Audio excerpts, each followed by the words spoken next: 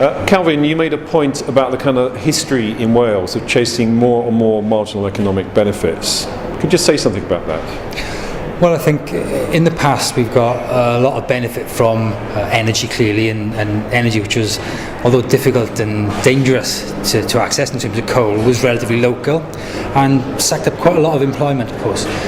What we seem to be doing now with predicating the Severn as an economic generator and a jobs generator is looking for energy that's further and further away with fewer and fewer economic benefits. And of course, you might argue that even the environmental benefits in terms of the amount of energy we get from that require huge amounts of investment over and above what we do for fossil fuels. So we have to ask the question, why are we doing this? What sort of benefits are we looking to stream from these? And so when we're trying to kind of reimagine a better future for the Severn, you made a couple of points about who owns the benefits in the situation and how does that work for the long term. Could you just reflect on that? Well, I think what we have in the UK particularly is a energy system which is largely privatised, although heavily regulated. And that means we make decisions based on current market price or projected market price. Now, you look at what happened in, say, France in the 60s when they just decided nuclear was good and fossil fuels were yesterday's news, for better or worse. They have a very, very low carbon fleet of power generators now.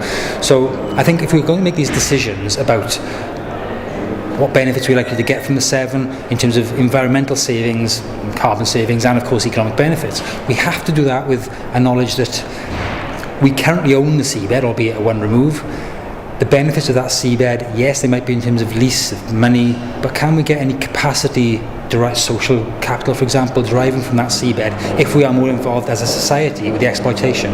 So how can we set those new 21st century objectives for this fantastic complex of ports, cities, energy resources and nature? How can we reset the objectives for this extraordinary West of Britain concentration? Well, if I knew that, I probably wouldn't be here talking about it. I'd be away doing it. I think what we need to do is think about whether our ownership models, I think it comes down to ownership. Ownership is control, and what we've done in the past is we've given ownership to very narrow interests in order to make it easier for the public sector particularly to function. That started in the mid-80s. We have to stop that, I think, and the public sector, both at kind of national, state level and local level, has to be more involved in genuinely generating as well as commissioning and regulating energy. Then, once we're involved, the public sector, society as a whole, understands the trade-offs far more, and we can hopefully make better decisions. What the legal model is, I don't know. Okay. So, have we begun a journey here which takes us from where we've been in the past, rather dominated by a couple of technologies or pulse-like investment systems which don't provide good long-term benefits for this system? Have we started a journey to find a better way forward today, do you think? I hope we have. What's been encouraging is that we haven't fetishised technology today. What we've done is actually not worried about whether it's wave versus wind, largely, which I think is distraction. And we have talked much more about the appropriate structures that can enable appropriate investment. So in looking beyond the facade of the how and then to the why, I think we've certainly moved a way forward. Thanks very much, Calvin.